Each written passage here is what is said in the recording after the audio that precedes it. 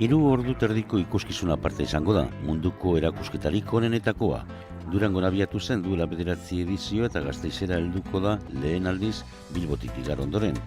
Euskal Gimak 12 lurraldetako goi mailako 16 gimnasta bilduko ditu eta gureak ere bertan izango dira, Paula Gómez eta Saioa Agirre. En estos momentos estamos hablando de gimnasia y de gimnasia de mucha calidad.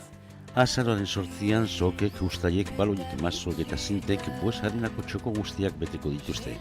Han izango dira ikusgai besteak beste mazoekin osotutako errotatxoak edota zintekin eginiko espiralak.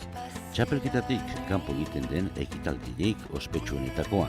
Eta eszenatokian munduko onenak, Sun Jung korearra, Jana Kurdiaseva eta Alessandra Solatova errusiarrak eta azken orduan Jana Ristatinova ukrainiarrak munduko bigarrenak Gasteizen egongo dela iragarri du. Bielorrusiatik Estaniouta etorriko zaigu. 7.000 saleren gozamenerako izango da. La verdad es que es un espectáculo que está muy animado y es muy fácil de ver. 9.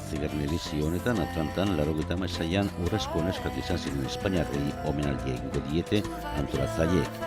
Aukera proposa munduko gimnasia erritmikorik dotore eta ikusgarrienaz gozatzeko.